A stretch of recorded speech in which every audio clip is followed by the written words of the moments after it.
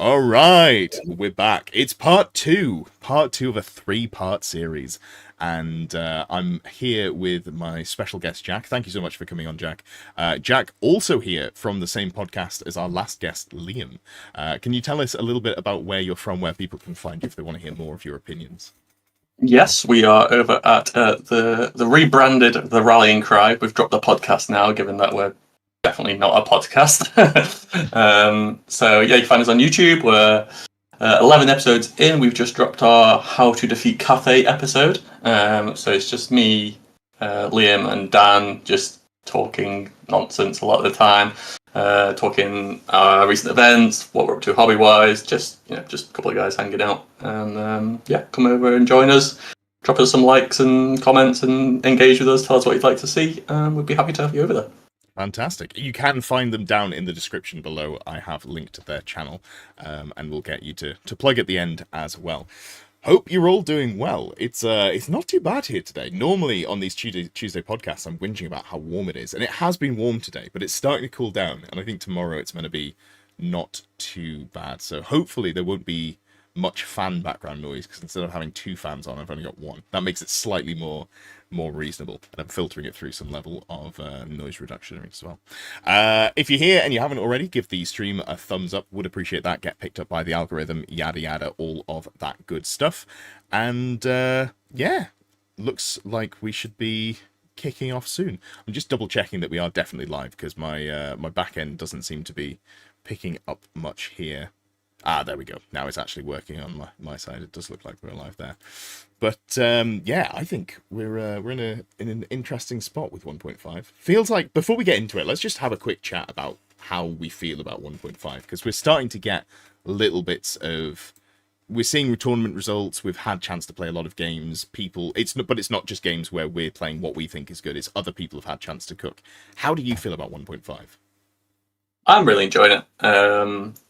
I think it's nice just seeing more balanced, or more traditional armies sort of on the tabletop. You're seeing blocks of infantry now that aren't just 120 models. So we're I think it's got a bit more of a balanced gameplay. There are still a few gripes. You're sort of seeing those bits where you've got elite blocks just sat opposite each other and saying, well, I don't want to charge you because I want my second rank to attack, and you don't want to charge me because you want your second rank to attack. So there's a few awkward stalemates in a few instances, but it just means you've got to line your flank charges up a bit better to sort of get those multi charges in and sort of really take advantage of those. But yeah, I'm enjoying it. There's the change to magic. I'm still unsure on. It just feels like, even more so than before, if you're all high enough to cast, the spell's pretty much going off, but it's harder to do that. Yeah. But it just, I don't know, it just feels like you either just don't get it off, you do get it off, which sounds stupid because that's obvious, but like, I don't know, it's just, you can't rely as heavily on it as a tactic now, but it can still really impact the game when you're sort of just constantly getting, if you can roll high, you're alright. But no, I'm enjoying it as a sort of a next step, and we're seeing new evolutions to army lists. We're seeing, unless you're Bretonia and you've just got a lot of Pegasus Knights, still apparently that can still win the GTs. I'm bringing more peasants than I was bringing before. I was bringing peasants before, but now I'm bringing more of them. So there are adaptations. Yeah. So, but no, it's nice to see. It still seems to be the same armies that are winning the events, but the list look different than before. Yeah, that's true. Which is good. That's true. They're winning they're winning in slightly different ways, which is something. Yeah. Obviously, this is not a stream where we're here to whinge about Cathay. Obviously, Cathay is very good, and that does affect the changes in terms of like what people might be bringing in. We see, more value put on some of the units, which will probably come up when we're talking about certain units in the list below. More than 2 weeks ago, some stuff in here. So my personal view is that I feel like 1.5 is great outside of Cathay. If Cathay hadn't launched, I think 1.5 would be an incredible success. And with Cathay, I'm like, okay, I hope it gets fixed soon. And that's all I'm going to say right now. It's almost like the writers for the 1.5 and the writers for Cathay we're in completely different buildings, never had a communication, and then so it's the problem that they traditionally have with their print media. So most stuff is made here in the UK or similar, but the books go to print. I believe it's still done in China, and there's a 6-month plus lead time on the physical media. So if you think about, potentially if there were rumors about what was coming in FAQs and stuff like that. If you think about it from that context, back in February, we weren't even necessarily hearing about Magic going down to +1 to cast, +2 to cast. Those sorts of things potentially internally were added much later on. Now, I don't have all the details, but I don't think it's unreasonable that books written so far in advance, maybe January or like even before then that they went to print, it's not unreasonable that those things miss the FAQs, but I would like to see the FAQs updated to reflect the new armies. And I feel like with the Arcane Journal coming, it's a good time for those to come in. That's... Yeah. Potentially it, but but I guess it also means that the match play guide must have been wrote at the similar sort of time as the Cathay one to get sent to print. So like, I don't know. So it feels like they already should have known about those changes that they were bringing in that weren't within the FAQ, but like a lot of those changes were seen just in the match play guide. So I think the match play guide and Cathay work together reasonably well, because the limitations in there are 500-point characters, scoring. There's nothing about casters other than not having too many of them, so I don't think there's anything in there that I would like conflict. But when they wrote the match play guide and they were like, okay, yeah, we're really enforcing blocks of infantry here, and then they looked at the balloon and went, yeah, let's make something that's 180 points that can just delete a block of infantry a turn. Like, yeah, I don't know. Maybe they weren't quite fully aligned there. Oh, well, my least favourite thing about Games Workshop is that they just don't understand maths. Which sounds glib, but genuinely, they just don't get numbers, I think. I applied to the 40k rules team a couple of times, and I made the mistake of... I got pretty far. I got to, like, the final interview on one of them, and I made the mistake of being like, oh, yeah, no, I'd be the stats guy. I'd make sure that things worked maths-wise, and pretty quickly after that, I got an email being like, yeah, sorry, we're not interested in... we will not be continuing. With us. Yeah, I was like, oh, I shouldn't have said that I understood numbers, because that numbers obviously scare them. Because there's things that are just like overcooked in terms of the maths there, but that's fine. Again, this is verging into potential whinge about Cathay, which is not what I want to do. And I do have faith, fingers crossed, that things will be fixed in the not too distant future. So I'm looking at the game positively through that lens. But before we get on to the actual meat of the video, we'll do that in a second. Good to see you all here. Good to have you, Ian. Tizzy, if Black Orcs don't make it to S tier, I'll get my motley crew and come for you. That's a fair comment. I don't know if they will get into S tier. That's interesting. I haven't actively thought about them too much, because they've been kind of good for a long time, that I don't feel like I haven't reassessed my thoughts on them in a while. So maybe I need to do a deep dive into those. Goldfire, your first paint stream ever. Good to have you. I assume that means you're painting, or do I have to pick up a paintbrush as well? I mean, no, I think he's working on his Tomb Kings. Yeah, well, that definitely could be. Or he's working on another project, which he hasn't told me what it is, but he's cooking something in secret with Team Netherlands. So I'm curious to see what that is, maybe after list lock. Rolando here. By the way, the lanterns, are they classified as big machine siege weapons? No, they're classified as infantry. So they're going in S tier in this tier list. Just add another thing to them. Anthony's here. Good to have you, Anthony. Hope you're doing well. Martin, she's going to check back in after training. Yeah, that's a good balance. Get some exercise, get some Warhammer. Two good things. Broma Sapiens here. A few minutes late, but made it. It's all right. We haven't talked about anything important yet. We just had a bit natter, and we're going to get into it now. And it's hard to tell if rules balance issue is with Games Workshop games by design or incompetence. It's 100% incompetence, which, whether that is good or bad, is its own issue. But like the obvious example is Space Marines account for a ridiculous level of Games Workshop sales. I think for the entirety of Warhammer, like Games Workshop, I think it might be 40 or 50% of their sales is just Space Marines. It's a nuts percentage. It's been a while since I saw the up-to-date numbers on it, but it's something like that. They did an entire range rebrand with Primaris, and if they wanted to make loads of money, they'd have just made them all good. Most of those units on launch were at best mediocre and often terrible. Like they, over the 8th through 10th edition when I played 40k, I can think of 2 units maybe that were OP on launch out of like 40, 30 units, something like that. So that would be their big opportunity to make loads of money, and they would have biffed it if they were doing it cynically to make money. I think it's just that they write rules and don't necessarily fully understand how things should work, or don't test them, or don't listen to the playtesters enough. That is a complaint possibly wanted to sell £80 balloons on. How many people are going to buy £80 balloons if the rules were junk? People would have bought them anyway. Like, that's the thing. Cathay's such a popular... Yeah, one or two. Not eight. Yeah. So the place where the argument falls down is it's easy for us to feel like the people who play competitively or like chase the meta are a big percent of the player base.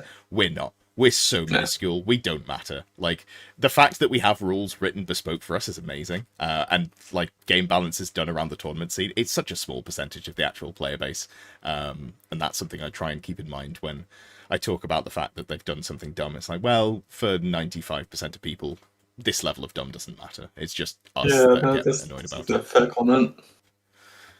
Yeah. Oh, thank you so much, Anthony. Did I not turn off?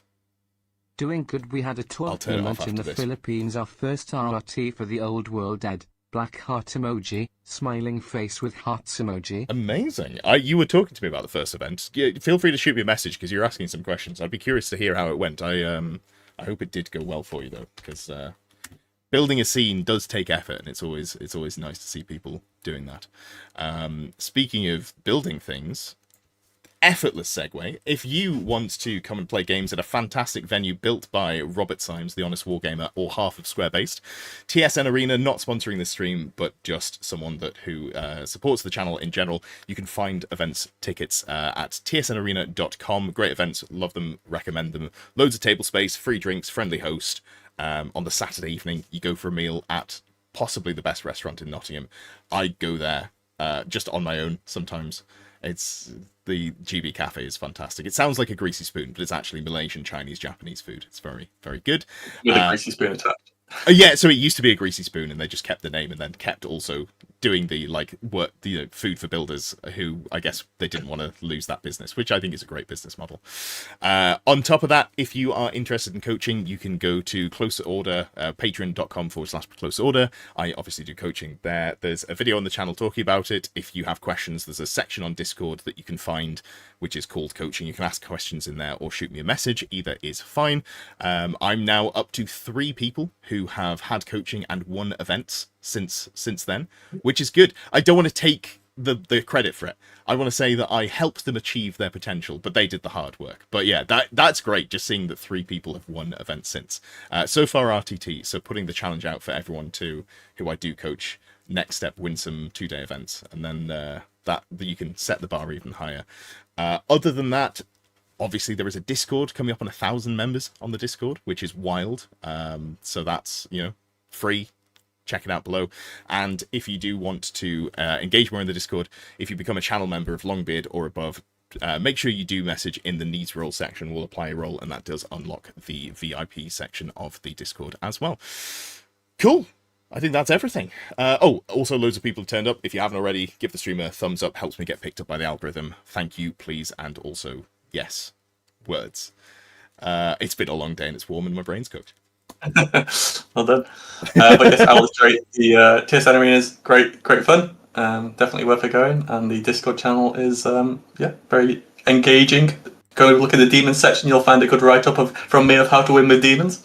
Yeah, absolutely. And have you talked about that on your podcast? I'm a bit behind on episodes. Yeah, episode 10, I think we had a chat. Well, it was mainly Liam bragging about winning with Cathay. And, me being the bridesmaid with demons in second. Yeah. But coming second with demons is an incredible achievement, and I still don't believe that you did it, even though it is there on screen for me to see. So I will have to check that one out. I'm just behind on my subscriptions.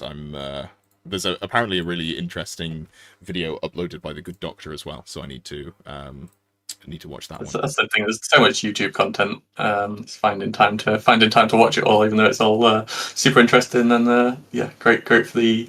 Stop being nice. Start some drama. That's Anyway, let's move on before he takes my word seriously. Moving on, let's actually talk about the Ravening Hordes in terms of the tier list. So we're going to do this as always. I've got them in order down here. We're going to start off with Orcs and Goblins, then we've got Beastmen, we've got Tomb Kings, we have got Warriors of Chaos, and somewhere in there should be a Cathay model. Or maybe there isn't. I'll have to look at that one as to why that's not the case. But that's okay. We'll sort that in a second. So as the guest, I'd like you to start off. And the first unit that we've got here is just a regular Orcs and Goblin Orc mob. Pretty cheap. 4 points a model, I think, something like that. 5 points. Is it 4 and then 5 with a shield or something like that? Or am I just... It's 5 base and then plus 5 base, it comes with a warbow. And then I think it's an extra point for a shield or a spear, or yes. I'm saying I think I'm reading it on the book right now, so I know exactly. But 5 points base, 6 with a shield, which is usually what you'd be looking at. But it's got lots of options. So what do you reckon on this one? Walk us through. Toughness 4. That's good. 5 points for a toughness 4 model. Can't complain at that. Yeah. I guess in my mind, I always go orc. Compare it to a gore. Like that's where my mind is, and obviously with the gore, you've got weapon skill 4. It's only orcs training weapon skill 3, so that's a bit of a down point for them. But I guess you've got to think about what you're using these units for. I think these have got a sort of a bit of a hybrid role where you can give you've got your war bows, you can sort of spend a few turns walking towards objectives, just pinging out some shots and maybe picking those units that have got 10 unit strength and are looking to score objectives. You can possibly pick a unit off there. But I think they've got quite a nice bit of utility. They're probably just, unfortunately, in a book where there's a lot of core options which are significantly better. I think these are probably a bit better now. You're probably more likely to see them in 1.5 than you were before.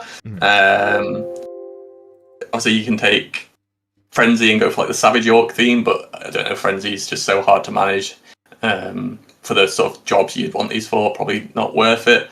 But yeah, you can get a decent sized block for relatively cheap that can probably withstand the charge from your big monsters now that you can challenge out. So I think they've got a bit of utility now. They're just not the best in the book for what they what can be offered. Yeah, so if we go through, S tier is like a tournament staple every time. A tier is a great unit, but you might not take it because there's other competing choices. B tier it's fine, but it's not first pick. You might take it because you need to or because you like the unit. C tier this is not a good unit, and F tier actively harms you for taking it, which is not super common, especially now that core infantry is actually pretty good just as a default. Where would you put them on the tier list? Where would you start them off? I think there's sort of going to be top of C, B maybe. I think I think they can add bits to armies, and I'm sure like Gore are useful in the Beastmen army. So I think there will be instances where these sort of orc mobs can have sort of use, and especially with the bows for free, like it just gives you something that you can plunk on an objective. You can still get some shots off to harass other things, and they're still doing things. Whereas a lot of these infantry units that are more sort of melee focused, if you want to put them on an objective, fine, but then they're not doing anything for the rest of the game other than picking up those objective points. So I think somewhere sort of in that B to C sort of boundary, I'd sort of think. I think I could see them at bottom of pretty comfortably. They're a toughness 4 unit that you can give skirmish for free. Now, this is leaning into what world do we live in? Well, we live in Cathay world, or maybe other shooting armies. I quite like having a unit that is pretty tanky because you've got the parry save, light armor shield, comes in relatively cheap as infantry goes. You can get a 4-up save in combat, which is nice. But also, if you want, you can just get rid of close order, give them skirmish if you're worried about balloons. Have them touch template blast radius. Spread them out. Have them, although spreading out infantry with the skirmish is its own problem because then you get charged but it's fine. You lose them to something. Have them touching a wood, maybe have an illusion caster. You can get them to a pretty reasonable level of minus to hit, and as you say, they've got war bows, which are fine. I think this unit is just like aggressively okay, but because of the other things in the book, it's much harder to feel like there's value to them. Yeah, I mean, for 5 points, you can give them D3 impact hits, which is really good for just you charge me and you take out a champion potentially with those impact hits, and it allows you sort of wyvern to charge in, or there's a few little bits in there that are relatively cheap and just gives them those. It makes them different than the other options. But yeah, I'm happy we'll slot them B and we'll leave them there, I think. I like the world you live in where this unit's ever getting to charge anything. That's a nice world. I appreciate that. Yeah, but like I was saying, the way you've got these, we're in this position where you have two infantry blocks sat in front of each other going, I don't want to charge you don't want to charge me. Those impact hits are just maybe enough to give you the little bit where you're like, actually, if I can get that charge in, as long as they're not sat within 3 inches of you, you can maybe pick off a couple which might balance that combat out. Yeah, I do like, finding ways to make the charge more appealing. So whether it's, you're putting some stuff in like a banner or a virtue that gives you extra charge range, making sure that you're taking use of Furious Charge. I'm not sure that the whatchamacallit, the impact hits move the needle for me much, but it's also 5 points. So I'm not sad to see it. And if you've got the models that, come with the big sound, they look pretty cool. So that. Konto does point out they give +1 to casting and potentially skirmish your orc weird knob, although this works for every orc unit. That is a good point. So some of the other infantry that I'm going to rate more highly here are not orcs in the orc book, and that is a downside. +1 to cast is now very valuable. Like, what are we valuing that at? Like 40 or 50 points? And also it's hard to combo that with the ability to pick the spells that you want. +1 to casting is good. Getting +3 to cast on your battle magic wizard so that you're consistently getting everything off. I don't hate that at all. Plus you can go wild, give them Staff of Badoom as well if you really want to go nuts with it. Yeah, and like the orc magic's got access to a lot of spells and items that give you increased movement and sort of let you charge further. So potentially there is that sort of mix of giving them those little bit of extras to just be happy to take them on the charge. Yeah. So bottom of B, I think that feels pretty good for them. Goblins. Oh, Goblins is cheap. 3 points. 3 points. That's even cheaper than I thought. They are real cheap, and they come with a shield. They come with a shield. I think we've now said everything good about them. That's not fair. They're Horde and Warband, so with a boss, they get up to leadership 9 with a big unit, which is solid. You can give them light armor, take them up to 4 points, and then you've got that sort of, you're only toughness 3, but you've got a 4-up armor save in combat. That's pretty okay. You can flex them to have short bows. I don't see a world where you ever do that in 1.5 as it stands. Although you can give them skirmishers, so maybe under that role, if you wanted to have a foot goblin wizard and give them some skirmish protection, I could see that being a role, but then they've only got a terrible leadership, so that makes me very uncomfortable. With Impetuous. Well, with Impetuous, yeah. Fear of Elves as well, which you might think doesn't come up, but every time I play against them it does, because I mostly play Elves. Maybe I'm a bad sample size for this one, actually. That's I don't think they're bad, but in the context of Orcs and Goblins, they're the worst infantry you can take in core, which is... I guess I'm putting them in C just because I think they're worse than all of the other choices, but I don't think they're bad. I just don't think they're good. How do you feel about that? No, yeah, again, they're on par with Hobgoblins and Noblars. For a relatively cheap cost, 60, 70 points. Again, you can have a block that can now withstand the charge from a dragon. Yeah. And can capture objectives, and has a lot of excess wounds that you can throw on an objective, and hopefully not have to charge off it when you fail your Impetuous. Impetuous is so. But it's just cheap bodies that you can get on there. Unfortunately, there's other cheap bodies in this army that have a lot better rules. I think. Yeah, they're not going to harm your army in taking them. Yeah. They've got access to the sneaky stabbers or whatever they're called in this edition, which could have some nasty potential nasty skulkers. Yeah, like in some odd world where someone charges you with a wizard in their front rank, you could pop them out and potentially get yourself a wizard. But I don't know. They're not going to actually harm you, but unless you just need some cheap numbers to sit behind your lines and hold your baggage train for the game or something like that, then yeah, I think there's just other better options. Yeah, I agree. I don't see myself overtaking them. I think if they didn't have Impetuous, they could sit in B tier, but because they do, and Warband and Horde don't add to your leadership test for Impetuous, and if you want to be Skirmish, you've got a terrible leadership. All of those things combined, I think this is just too unreliable for the job, given the other options that you do have. Do you want to talk about the other goblins, which might be a little bit more reliable at doing their job? Yes. So lower leadership, but they don't have Impetuous. They don't have Impetuous. They've got Hatred Dwarves.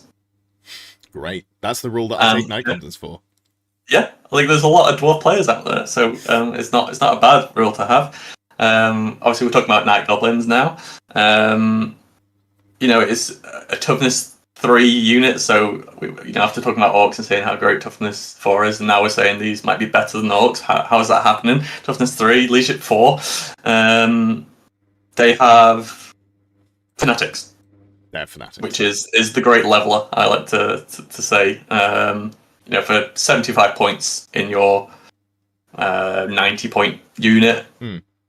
So for 200 points with command, like you have got these sort of potentially one army wrecking balls, which again, you throw this unit on an objective.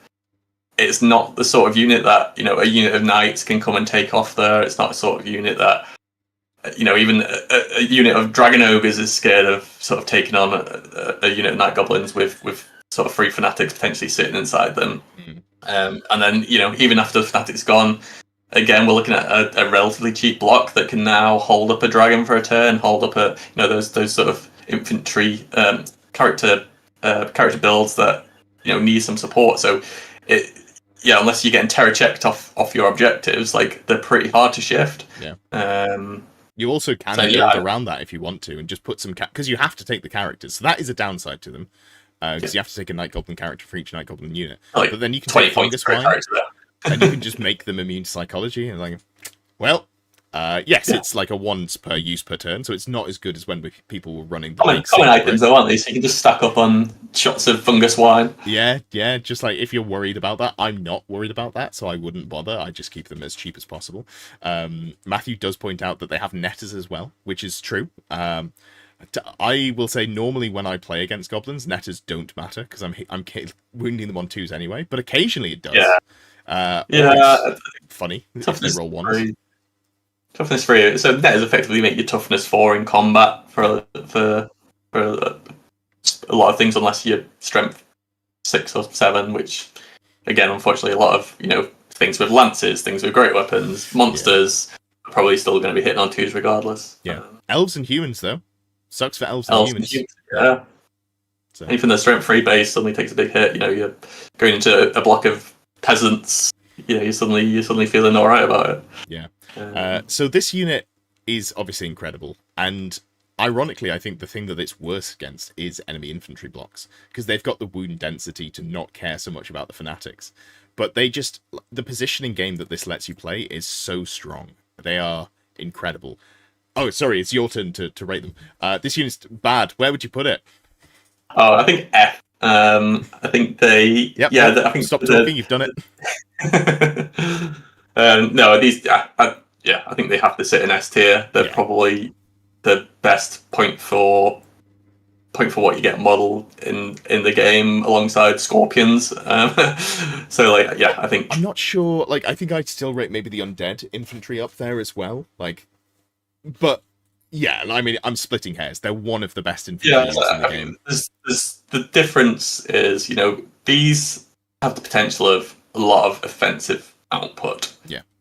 Undead just don't go anywhere. So I guess, they're both very good at what they want to do. Yeah. And, you can also make these, by the time, paired with Itchy Nuisance. Yeah. These guys can definitely fight above the weight if supported correctly with magic. Yeah, absolutely. They're really solid. For me, it comes down to, if I'm writing Grand Army Orcs and Goblins, it's not, do I run Night Goblins? It's, do I run 3 or 4 units of Night Goblins? And when that's the choice you're making, it's a pretty good unit. This is a pretty solid unit, hard to argue with. I think the only issue is the amount of models you have to paint. They paint for someone very starting quickly. army from scratch. It's a heavy investment. It's not really. You just spray them black, dry brush grey, wash the cloaks black, pick out the green bits, pick out the brown. My first army in the old world was Orcs and Goblins, and I think I had 50 or 60 Night Goblins. They painted up really quick. They're one of the fastest things you can paint, because they're all cloak. Whereas if you were doing, I don't know, all of the Horde units are actually pretty quick to paint. Yeah, Anyway. skeletons are quite quick. Yeah, that was going to be my counterpoint, and I was like, wait, no, bad example. Spray bone, dry brush lighter bone, wash. Dwarves and Chaos Warriors and Cathay infantry that are full of metal and different colours. You only take like 10 of them. So yeah. yes, perfect. They're really good. And that takes us on to Black Orcs. Now, Black Orcs is a unit that was played prior to 1.5 as an infantry unit, and that tells you that it's a good unit. Is it an S tier unit though? And I'm struggling to put it in S tier, I think. So it's a full plate unit. It's got mob rule, which means that you can use half of the models with shields and half the models with great weapons. So you get the +1 to your armor save against shooting or combat. You also then get to make loads of attacks with your great weapons, which are obviously very strong. That's great, obviously, just inherently good. They don't get parry, so they got comparatively a little bit worse in the new rules, in that they have full plate and shields and they're capped at a 3-up armor save, so parry doesn't get them to a 2-up. But they hit really hard, they've got Furious Charge, the things that they're going to be in combat with, they can theoretically stack up combat res and then win and then follow up and get the use out of Furious Charge, which is nice. But I don't know. I don't feel like they got better enough for me to put them in S tier. I don't put them in all my Orcs and Goblins lists. I think for me they sit at maybe an A tier, a very good unit, but I don't always put them in. How do you feel about Black Orcs? So they're very good for when you want to take your goblin mobs because they quell impetuosity. But yeah, I think they're not cheap. No.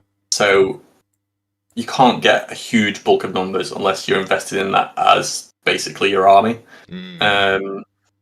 So I think they're just sort of again on that overlap between A and S, where if they were a point, 2 points cheaper, or they could take advantage of the parry rule, then they'd be sort of straight up into that S tier. But I think for what they are, by the time you've paid for your stubborn or your veteran, your shield, then they suddenly become 15, 16, 17 points, and I just don't think by the time you've paid for a significant enough unit of them to utilize as being able to win a game with them, that you have enough left to fully sort of utilize the rest of your points. Although Orcs and Goblins are a cheap army like around the rest of them, so they've got really cheap artillery, cheap characters, so maybe you can, but I think those lists that are finishing the top 5 events, it will be Night Goblins, not Black Orcs, which are the majority of the sort of core that you're going to see in those lists. Yeah.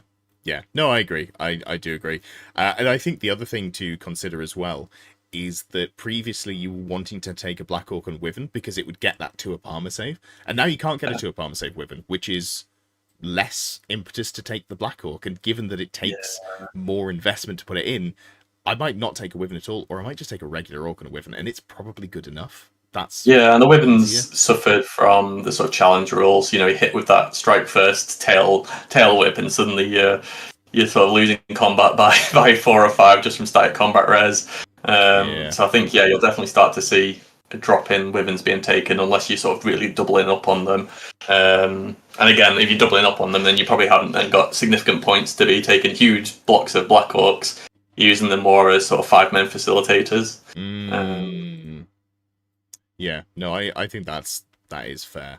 I think A tier, they're still good. I'm still happy to see them, but I'm less bothered about seeing them. Yeah, I think in Chaos Dwarfs, maybe they move up into that S tier in the use of their army, because they have the alternatives in that army are a lot lower. So, but I think in this Ravening Hordes book, I think A is sort of comfortably where they sit. Thank you so much, Callum. Appreciate the support over the last year, a whole year of being a Ground Knight member. It's incredible. Thank you so much. And he points out core is the carbs of the Warhammer army. That's why I like core so much, obviously. God, I love carbs. Big fan of those. Tyler Humans also points out no Squigurks in the list. Yes, that's because I forgot they were infantry, so I'm going to fix that. While I'm fixing that, it's over to your turn. Do you have thoughts on Squigherds in general, Jack, if you're still here with him? Sorry, that's all right. I don't know if you heard, but have you got thoughts on Squigherds? Oh, sorry, no. Squigherds, great fun. Yep. I think they are. Yeah, it's not something that you want to run into on a Dark Knight. They're strength 5. Two attacks each. They're not. Weapon skill 4 as well, so they've got a decent offensive output. I guess the issue with these is you can't really stack up huge amounts of static combat res. So they're not gonna, these are the sort of things that will just get ripped apart by the dragons still, when you can't sort of challenge out. But if you face one of these off against a block of 90% of infantry, they're probably going to chew through them. I like them. I like them a lot less than I like the because if I'm taking core infantry, obviously taking core in general is good because it fills up your core requirement. Orcs and Goblins do not need help filling up their core requirement. So I look at this unit, I go, hey, it's kind of fine, I guess. But instead of taking that, what if I put in the Squig Hoppers, which I think do a very similar job, a lot more mobile, and they've got unfair aspects to them in that they don't allow you to what's the word I'm looking for? You can't respond to the charge because it's a random mover. So it gives you like a lot more play in a way that you wouldn't necessarily have against them, outside of that. So for me, I think they feel like a C tier unit. You can put them in, and that's fine, but I'm not sure that they're doing much for you. No, yeah, I think I'm happy that they're suddenly, I think they're probably better than. Well, I don't even know if they're better than Goblin Mobs now. Goblin Mobs offer that sort of. I don't know. Squigherds obviously can go in skirmish, so you can sit them on an objective and sort of have that 360 cover. So maybe a little bit above Goblin Mob for me. Yeah, sure. I'm happy to put them above Goblins in the C tier. I don't think that's an unreasonable way to go. They're pretty expensive is my biggest issue with them. They're 10 points per model. Obviously the Night Goblin, the Squigherders that they come with, like super cheap at 3 points per, but like that's but if you compare them to Black Orcs, these guys are getting 2 attacks, 2 strength 5 attacks. Yes, but these ones are naked, so they won't get that. Well, that's the issue. You have to. If you can use cheap, you could almost have a Squigherd with a cheap 5-man unit of Squigs in front of them, giving them cover, and you just use those as a sort of rolling barricade to sort of protect them for a little while. You can't do that because you've got to move the random mover first. Yeah, it's not good, unfortunately, but I love where your brain's at. Like I love the attempt. I don't think it's it. Thank you as well to Matthew for a full year of support. Really appreciate that. Guys, it feels like it hasn't been a whole year of doing this, but I guess I've been grinding away for a while now. It must be, I think it was April of last year I started, but yeah. Anyway, thank you again. Muchos apreciado. And now we're on to one of my favorites, and I'm not going to rate them highly, but I love the troll mob. They are so fun. And obviously, when we're talking trolls, we've got 3 different versions. We're not talking about common trolls. They don't exist. They're not real. Common trolls can't hurt you. So river trolls at 49 points, the most expensive, but also just getting that 4th wound. That is, I think, objectively just the best one to go for. I was gaslit into believing that stone trolls were the way to go before SBOT 1, I think, and I had a really bad time playing Troll Horde when I was like, oh, magic resist, this is going to really help me against all of the fireballs that I'm going to face, because obviously fire turns off the regen because they're a flammable unit. I was like, yeah, this is going to be fantastic. And then I played against I think, 8 battle magic wizards over 6 games, and I was so unhappy. I was just so checked out by like the third round. And like I'd look at a new list and be like, oh, 2 wizards and a Ruby Ring of Ruin. Okay. Because you know what it didn't stop? It didn't stop Pillar of Fire. Now Pillar of Fire is gone and Magic Resist is more valuable. I still think that 4th wound is just the place to be. Like, I really value that extra wound per model. Dragon Ogres. If you've played against Dragon Ogres, you know how frustrating it is to just not quite kill a model. You can do, like, Knights can do 3 wounds to a troll very easily. Can they do a 4th wound? Maybe. Can they do 8? No. Can they do 6? Maybe. It's in that realm of, like, you get charged, you're almost never going to kill 2 models. But no, especially paired with the Arcane Journal and sort of having reroll, regen potentially. Like, to clear... Yeah, even just one in that instance is hard. Obviously, there's they've not got much else going for them in terms of like they've got no static combat rares. They do not, and they need it. They've got low leadership. They're I think if the tricky to play, like you've got to keep your general in range of them. Yeah, like there's no other. So we're talking about them in terms of Troll Horde. So you can just keep any. There's multiple units that give out their leadership, so you've got a little bit more flexibility there. Stupidity, obviously, backbreaking. Not only do you so if you flee from combat, and I don't mean fall back in good order. It's not actively explained, but the way I expect stupidity to work is because you can't move at all. If you lose combat and you either give ground or fall back in good order, you just don't move, because at the end of the fall back in good order, you auto rally, so you just stay where you are. But if you flee, you're 100% caught, because you cannot outrun if you don't move. You also can't score objectives. Like second strategic locations, it says can't be suffering from stupidity, or like most of the secondary objective scoring says it can't be scored by stupid units or units that have suffered from stupidity. So the downside is ludicrously bad, but there's a lot of built-in ways to overcome that. You've got a spell that lets you reroll your stupidity. If you've got like 3 chances theoretically, because you have it running, it's a remains in play spell. You take your stupidity test, you fail it, you reroll it, then you cast the spell again, and because you cast the spell, it gives you an opportunity to roll your stupidity test if you failed it. So you've got some level of built-in defense against that. In Troll Horde, as you point out, you get to reroll your regen saves against non-magical attacks. That's real good against most armies. Some armies, This is not an endorsement against Warriors of Chaos or other armies that bring lots of magical attacks. Your results may fail when you realize that, oh, I get no saves against this. Oh, this really sucks. What happens is someone will charge you. They will kill no models. You will kill 6 models. You will lose combat by 10. Yeah. Yeah, that's the way. I think you've got to. They're a very unique army to play. You've got to set up those layers of combat. You know you're going to lose combat. It's about the next round or the round after that where you've then got the flankers in, or you've got some fanatics to send through a unit or something. But I think they're a tricky. Although they're a nice gateway army, they're very low model count. They're they look very cool. I think they're very hard to play unless. And we see that if you look at the win rate of them, you look at where any of them ever been in the top 10 of a tournament. They're just I think there's too many counters to what they offer for them to be anything more than a C tier. I see. I'd put them sort of like towards the bottom of B, I think, because River Trolls in Troll Horde, they are good. Like, obviously there's lots of downsides, but if you're willing to play in that way, I mean, I'm not going to put them in S tier. I know technically because you have to put them in your list, that would make them tournament staple. That's not how this is working. But I think in Troll Horde, River Trolls are like kind of decent. Now, do they beat the top armies? No.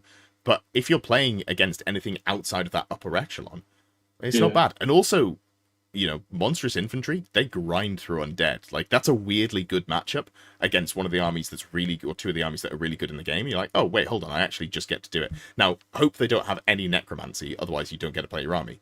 But if they don't have necromancy, or any other way of debuffing your leadership, it's, okay. Yeah, I think, when was the last time you saw them in a non-Troll Horde list, though? Oh, never, but they're not core This is core infantry only. Oh, So yeah, I'm only yeah, looking yeah, at them through the okay, lens of Troll Horde specifically. Yes, outside of that, I would never even, like, not only because they smell, I would never sniff at them. Like, this, get out of here. But in Troll Horde specifically, I think bottom or middle of B feels about right for me. Yeah, no, I'm happy with that. Fantastic. All right, well, that takes us on to your favourite army, or at least the army that I know you best for, and that's Bestigors.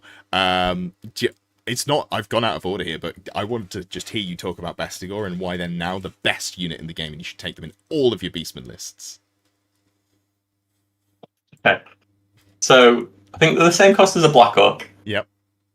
And... better. The best Gore. The better, they've got a 2-up armor save, regen built in. Sure. No, so like, yeah, they, as a core slot, I think they're okay. Yeah. They give, strength 6 attacks is good. Sure. You can, the close order, one of the few close order infantry units in Beastmen, so you can get up to those sort of 6 or 7 static combat res with the sort of banners and such. You're a horde, of course, so that kind of just like makes up for it. But we'll not talk about that. Yeah. Weapon skill 4, strength 4, 6 with the weapon, toughness 4. These are all they're all good characteristics. Initiative 4, but with great weapons. So yeah, sure. But that's fine. They could just swap to hand weapon and shield, right? And that's really good for infantry in 1.5. Yeah. Right.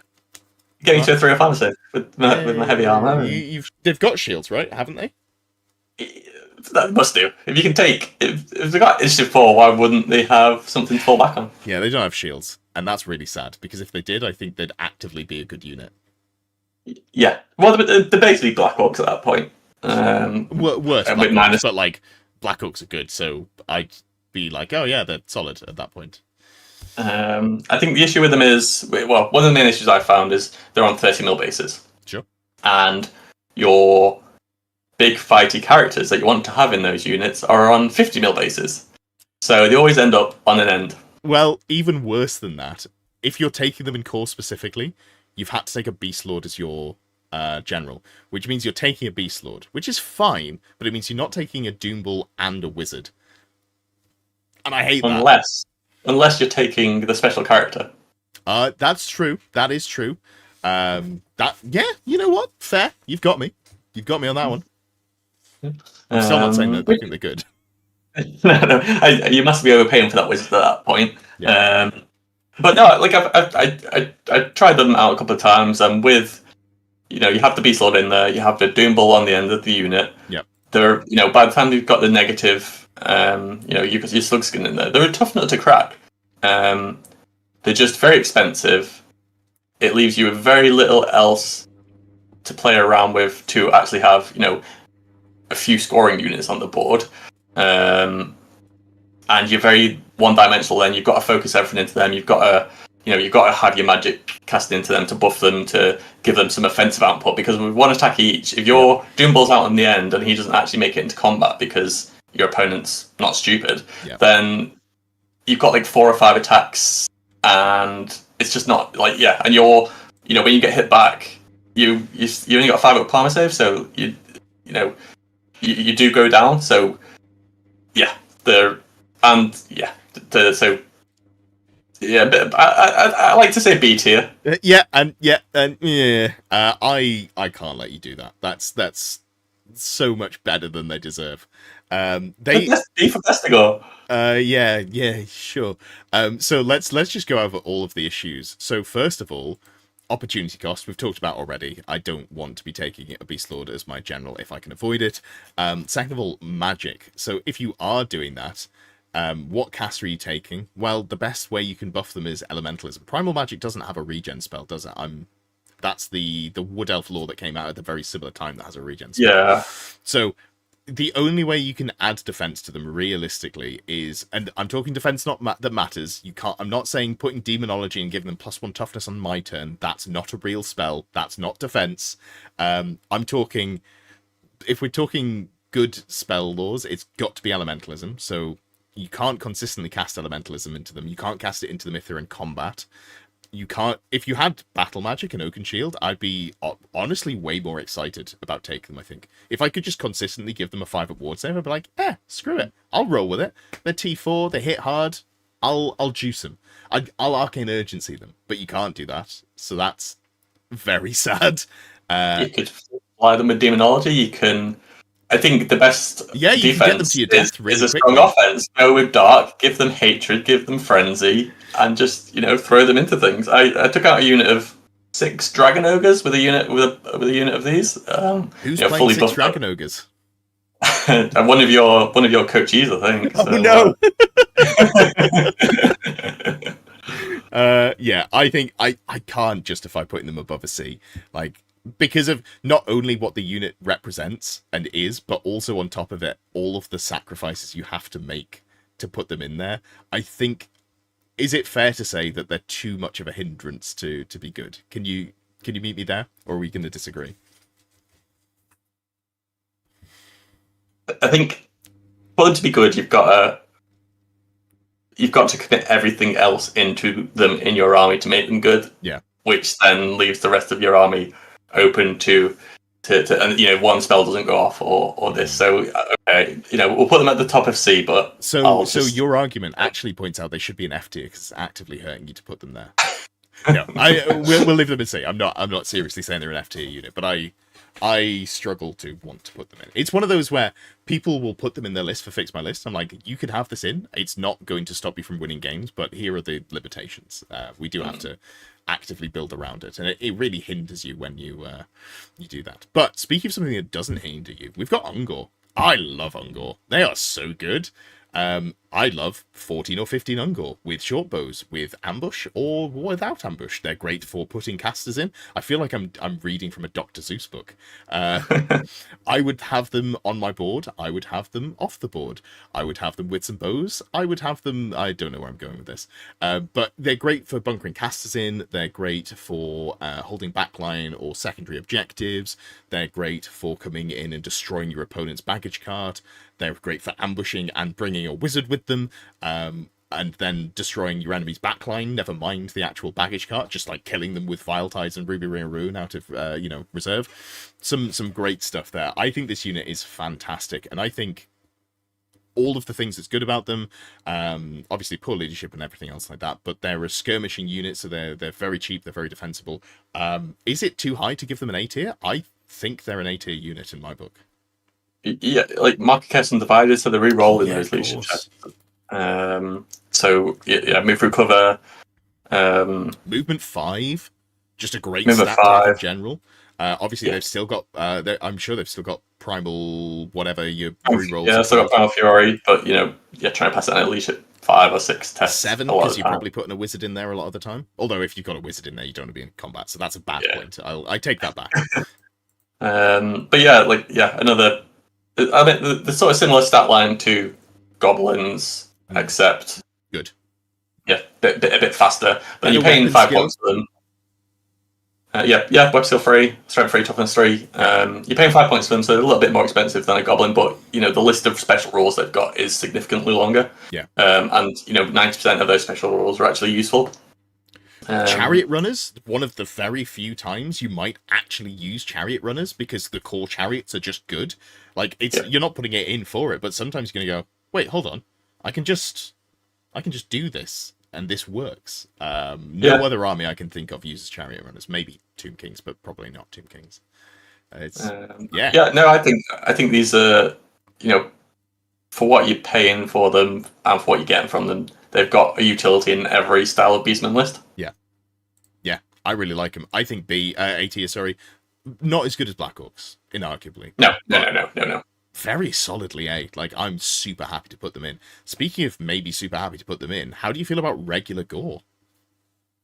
Again, I think for 7 points, you're getting a strength 4 on the charge. Yeah. Toughness 4, web skill 4, movement 5 infantry. Those are really good stats. They've got a lot of the really good rules, special rules that the sort of Ungor come with. Yep. They do suffer, if you're putting them infantry against infantry, they do suffer from having open order in that they the sort of bonus, the combat res you can get to is just sort of on that borderline of being comfortable. Like you can still take on those sort of dragons if you get charged. But I think you can have similar to Ungor, you can have ambushing gore, you can have skirmishing gore, you can like a unit of I guess previously it had been a unit of 5 of these or 6 of these with a champion coming in from the back lines. You can take on artillery pieces. I've had them hold up anvils of doom for a couple of turns. Like they're good. I guess the issue is now you're probably starting to look at wanting to have units of 10 to 12 to maximize potential scoring opportunities. They become a little bit more expensive then, but I think they're still decent. I think this is where you bunker your characters, right? So you take a big unit of this, and then you take supplementary smaller units of skirmishing Ungor. So I think they do that very well. Yeah, I think that's the sort of play now that you see a big unit of these. You have your Doombull in there, your BSB, maybe a wizard on demonology, buffing them up, flying them around the board, getting them into sticky positions. You put a block of these on the hill with Slugskin. They're really good. Well, I say really good. They have some potential against Cathay. You can put them in skirmish mode. You can give them minus. You can stack quite a few minuses to hit on them for shooting. So I think they're a solid unit. I think you put them up against most other infantry, these will probably come out on top. Yeah, they've just got so many rules. So you've got bestial charge, so you get +1 strength on the charge. So you're an orc, but you get extra strength instead of extra AP. So pretty comparable there. You've got blood rage on there as well, which is they get frenzy. Extra attacks if they've got frenzy. Oh, so they have the extra attacks if they get frenzy, but they don't have the rule where they become frenzied. They need the Minotaur in there to trigger it, which is why one of the many reasons you put the Doombull in there. Great stuff. They're incredible. As has Warband, both solid rules. Warband. The thing that I always forget about Warband, which is embarrassing at this point of the game, is because I don't play armies with it. Gives you reroll for charges. I love that on a short range unit. Like if I'm gonna charge, I want the reroll. Like I need the consistency. Yeah, movement 5. So paired up against if it's me charging.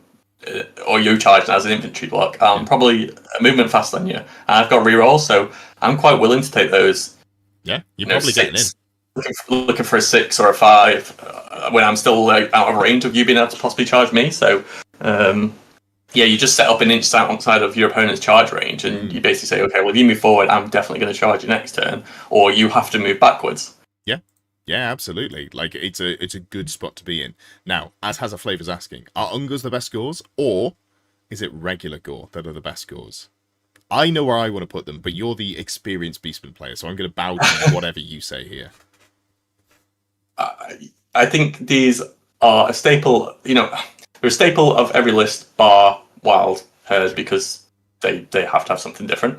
And I think they just offer that bunker for those characters to sort of they're a delivery mechanism, but they also have the potential to do stuff on their own. So I think you're more likely to see a unit of these with a couple of supporting Ungors. So I think these I'd probably put them above Ungor. But I think it's close. I think they both offer a lot to the army, and you'll see both in every army list. Above or behind Black Orcs?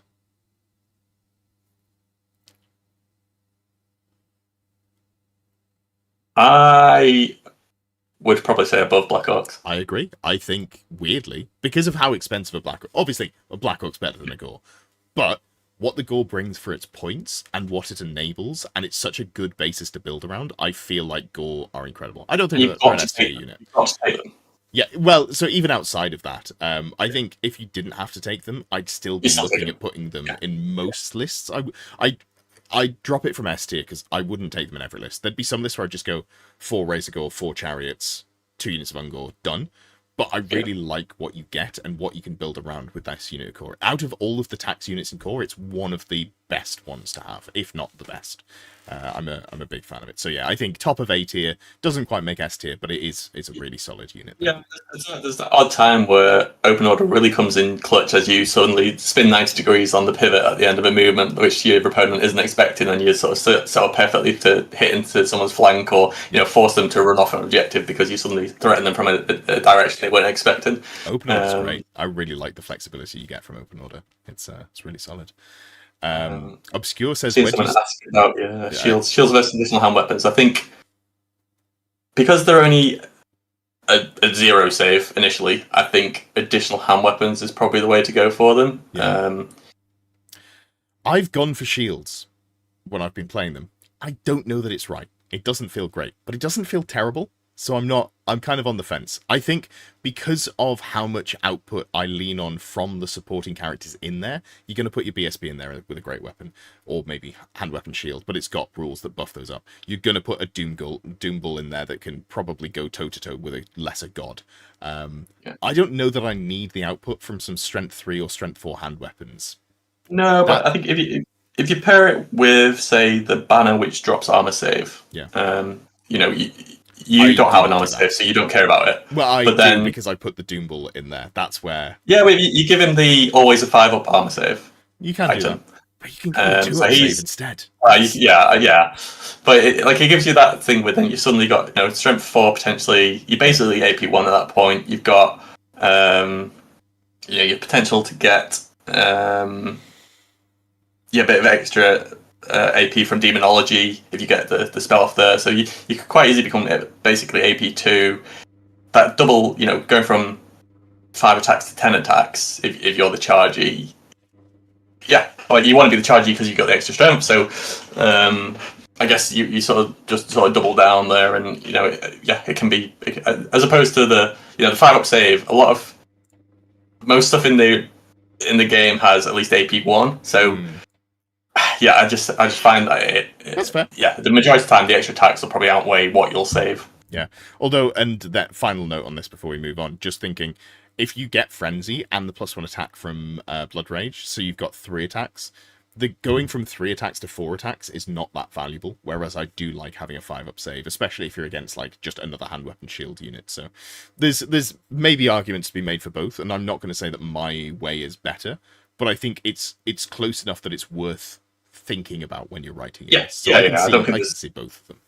Yeah.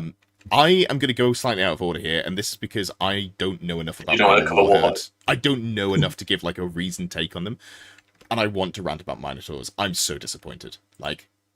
This was my favourite Beastmen unit, and they killed it in the FAQ. Now, did they kill it in a way that's super reasonable and understandable? Yes. Does it still make me sad? Yes.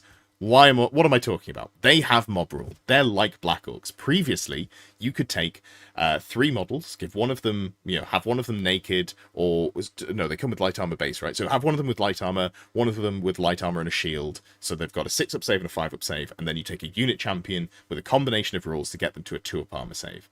This was incredible. You can no longer do this because they've FAQ'd mob rule to not affect magic armor. That is really, really sad, because you could run around with a unit of Minotaurs with a 2-up armor save, and that was honestly just okay. It was not OP, which is so dumb to say.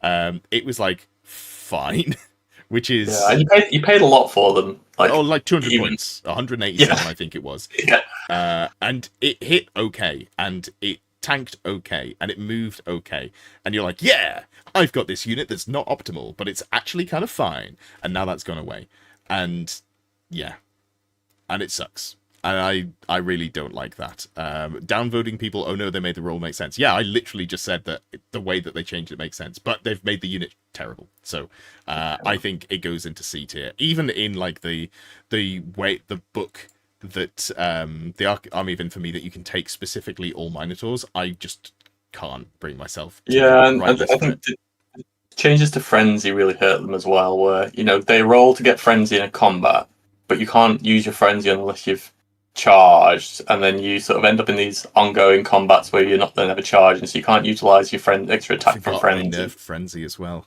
Yeah. Yeah, no, it's a miss for me. I think C tier, and I think worse than Bestigor actually on thinking about it. Definitely worse than Bestigor. Yeah, monstrous infantry not looking great in 1.5, just in general. They've no, which is weird because like you look at them and you think, oh, you've got to take 3 wounds off me to start taking away my attacks, but combat res is king in 1.5, and you just don't get there with these sort of monstrous infantry units unless you put all your points into them, and then you just get outmaneuvered and objectived. Out objectives, indeed. So, with that very quick side note of a unit put to the bottom, tell me about Primal Warherd, because I just haven't thought about them enough. I also haven't got Warp-gore in here. I need to put them in as well. That's another one that you're going to have to tell me about. Oh, don't bother. Are they going into F? Yeah, they go straight into F. Okay, just very quickly summarize why they go into F. I'll make a thumb and I'll put them in F, and then we can talk about Primal Warherd. They want to be Forsaken. They've got all the bad bits, or like the less important bits of Forsaken. They've got none of the good bits. They get none of the good bits. They get all the bad bits. They cost a fortune. They're still only strength 3, I think, and I haven't seen them taken once. The hobby opportunities for them really cool. Like you could make some really really interesting stuff, but the points that they are taking out of your armies are, for a unit of them, you can get a Razor-gore, you can get a unit of 10 skirmishers that are probably even more than 10 skirmishers, which are out there to hold an objective for you. Yeah. I think we initially saw them and went, just Beastmen Forsaken, fantastic. Forsaken was so good. Yeah. And then read through the rules and just went, okay, well, where's the good stuff? Yeah, they're also only special, so I've just baited myself into making you talk about something that doesn't matter. So on top of that, they're a non-core infantry unit, and thus I see no reason. So definitely leave them off the rankings. Thank you, Obscuminator. That saves us from ranting for longer. But yeah, Primal Warherd, which is a unit that you do have to take if you're playing specifically the Primal Herd. Primal Herd? Yeah, those two names are too close together. It threw me for a second. Anyway, what do you think about this? And for anyone who doesn't know, it's 10 or more Gore mixed with 10 or more Ungors. Yeah, so, they're interesting. Obviously, they're a cheap way to bulk out ranks, get a bit of extra combat res. But, as we'd already discussed... Well, not that... 1 point less. Yeah, only 1 point less, and you lose... although we've put Ungor behind Gore for a reason. Yeah. So for that extra 1 point, I'd rather have a Gore. Yeah. They sort of sit and play in a very different way than sort of your traditional list. Obviously, your sort of Primal Herd are focused around it's magic heavy, and you are just dancing around a headstone. And you're not really looking to engage in combat. So I think if you went, I'm sure you can still put a Doom Ball in there and, your BSB and go for a decent, character delivery block. But that's not the strength of that army list. Yeah.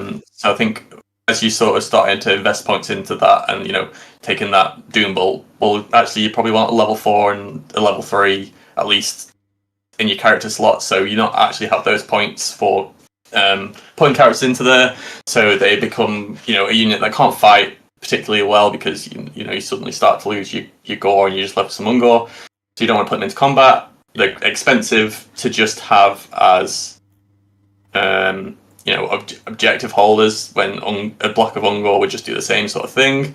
They're just in this sort of weird slot where someone from 6th edition really liked having those mixed herds and was like, what'd be really cool is to bring those back. Yeah. I think if we had that option, they're not breaking your army by having them in there, but you wouldn't put them into just a standard grand army. Yeah, I think that's fair. All right, cool. Well, we've had some. We had a good start. Behind Bestigor. Behind Bestigor. Oh, okay. We've had some good like starts, but then also some shockers. So let's spice it up. Let's just go undead. And do we just put all of these in S and just call it a day? Yeah, I'm quite happy to do that. No, we should talk about them. So, Tomb King Skeleton Warriors. I really like this unit. I like this significantly more than I like the Vampire Count Skeletons. That's because Vampire Counts have better options to put in. They've got zombies and they've got Graveguard. I think, in terms of like the base troop, Skeleton Warriors might be the best core outside of the Armies of Infamy. Does that make them an S tier unit? I don't think so. I think they're good. I think they're a really solid A tier unit. Top of A tier. They're way better than Gore. In fact, are they S tier? Hold on, I might talk myself into this. I think they are. They're so cheap. Like, what you get for the points you pay is pretty illegal. So I think pre 1.5, they were definitely S tier. Skeleton Warriors? No, I wouldn't play them pre 1.5 tier, because I could just take 130 archers and do poison bricks. Okay, yeah. Sorry, yes. Were you combining the two units in your head? Yeah. So the actual hand weapon and shield ones, 4 points per model. You can pay for light armor at a single point, which I actually probably would do now, honestly, because with undead, you want to try and limit the amount of wounds you take so that your crumble isn't too devastating, and then you can res back. Paying a point per model for the light armor feels worth it for me, now that that gets you to a 4-up in combat. I think that's just fine. You can give them 0 to 1 unit per 1,000. I'm not taking 3 units of these. This is fine. No. Taking Nikarian Phalanx for 10 points per, where you just don't give ground if you lose combat unless you're double outnumbered. Amazing. You can have a magic standard up to 50 points, so given that magic is worse now, especially for Tomb Kings, you can take a unit that has reserve move as a banner and not worry about having to cast reserve move. If you're taking stuff like, I want to take loads of stuff that flies, a couple of Sphinxes, a couple of Dragons, I don't have to put commitment into a caster that's going to try and cover my entire army with reserve move. Maybe I put Chariots in there, stuff with reserve move already. Great stuff. Yeah, really solid. Held back by weapon skill 2. That sucks. That just objectively sucks. And also, all they have are hand weapons and shields. They have Horde. They don't have Warband, but that doesn't really matter because they're undead. But you lose the rerollable charge or anything like that. I think they're good. I've talked myself into saying that they're top of A. I think there are other units here that have more advantages than them for cheaper than by the time you've taken a full brick of them. And I think I'm going to take them in a lot of lists, but I'm not going to take them in every list. No, I think the regimental as well, so you can pair them with detachment units to bring your drop count down, which becomes really important in those Cathay duels where you want to be going first to sort of negate their impact. Are there any good regiment detachment units that you want to take, or is it just the skeleton archers? Yeah, I think it's pretty much just skeleton archers. Because if you could take skeleton skirmishers as a detachment, I'd be on board. That would be incredible. But I don't think... I don't disagree with you, but also just like by the time it gets to competitive list writing, I don't think you take detachments. Yeah. You can... Yeah, you just sit behind them, you bring them back, they never move. They don't kill things necessarily, but they just sit and grind and will, most of the time survive, score you those points. With regen currently as how it is, they become really hard to just run through. Like, the amount of times I've absolutely stampeded into a unit, massacred them, they've got like 2 guys left and there's, 10 overkill, and then they've rolled 8 regens and survived, and you're just like, you in your head, you're like, okay, I'm going straight through them, I'm going to overrun into the thing behind them, I'm set up perfectly, and then you just get speed, you just get stonewalled, and you're like, oh well, actually now I'm in a very bad position. Hopefully that will get fixed in the FAQ, but currently where they are, I think it makes them so much tougher just to get through. Yeah, so I think for me they sit like top of A tier, and now I think a bit of a fall from grace. Skeleton archers used to be a truly S tier unit. Where would you put them now? Yeah, I think now they are, just a small bunker for, as I sort of spoke to about goblins with the sort of built-in bow, orcs with built-in bows. At least they offer some functionality. You want to put them on an objective, and still get some shots off. They're always hitting on 5s. you don't have to worry about sort of cover or range. So they've got a little bit of play, but I think now the warriors are going to be seen as your main block a lot of the time. Poison. Poison could still have some play, but with the double nerf to poison with the ranks and the sort of wounding values, they just nowhere near as good as they used to be. So they've probably dropped down a couple of ranking spots, I reckon. Where do you reckon you'd put them to finish up? I think for the comparison of comparing them to Skeleton Warriors and Skirmishers, where they could probably do the same things for and have better. Okay, yeah. and that, for a unit, for an FAQ to have that impact, that it suddenly turns something from an S tier to an F tier. Yeah, like it's funny because Hazza Flavors pointed out in chat, and he's 100% right. Skirmishers do literally everything that the archers do, but better. The only thing you can't do is take over 20 models in one unit. I don't want to take more than 20 skeleton archers. I don't see a use for that. That's the thing. And they can't take a command, but you don't necessarily want a command in these units anymore. I would like a unit champion in the skirmishes, because that's going to be where I bunker my characters a lot of the time. But if you look at the rules they've got exactly the same stat line. Skirmishers are 1 point less, but can buy a warbow for 1 point, so it's the same. You can buy ambushes, which is a rule that you can't get on the skeleton archers generally. You've both got arrows of asp. You don't have a detachment, but again, I'm not bothered about detachments. I don't think that's a worthwhile rule to take. You don't want small units of undead if you're playing in that style. That just means they die quickly. They both have the undead rule. One's open order, one's skirmish. I will take skirmish every day of the week over open order. They both have regen. On top of that, skeleton skirmishers get an extra inch of movement. Why? Who knows? They get Vanguard just built in. Yeah. Why? Who knows? Chariot runners as well. Incredible stuff. Just such a good unit. The only thing that I could really take them over for me would be if they had reserve moves. We're giving them loads of other stuff. Why not? So for me, I think that skeleton skirmishers are above skeleton warriors, honestly, and actually I think probably verge into S tier, because sure, they don't do the normal undead infantry thing, but they protect your characters. They give them 360-degree casting ability, because it's a skirmish unit, so you can still have 360 casting vision. And you can take them in 14, 15, enough so that they don't die to most things. You res them up with the character that's inside there. This unit is so hard to deal with. I think it should go in every Tomb King list. If you're taking wizards, so outside of Royal Host, maybe, I think skeleton skirmishes are go in every list. Yeah, I think the sort of one tricky thing with them is, as you start to get towards those higher end of the numbers of the limit of what you can take, which is what you want, because you need to plan for losing some.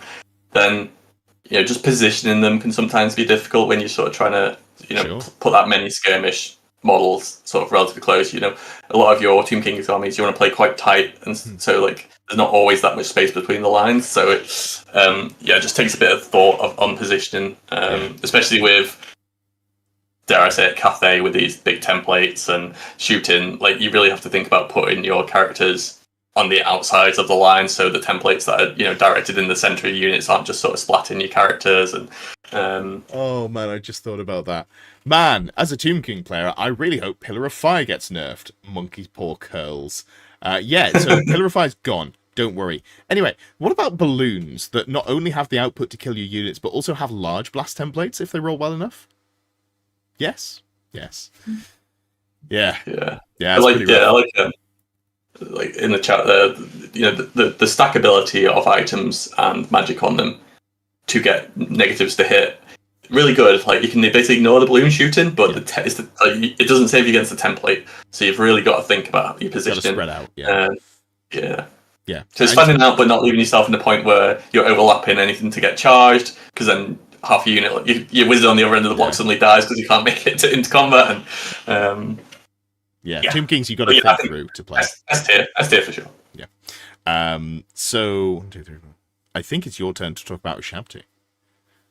I'll happily talk about Ushabti. These count bow Ushabti. These are the It could be either. It's the same unit. Yeah. I can remember if there was split two. You can go with the great weapons, and some people like the great weapons. I'm not a great weapon Ushabti believer. For the aforementioned issues with monstrous infantry.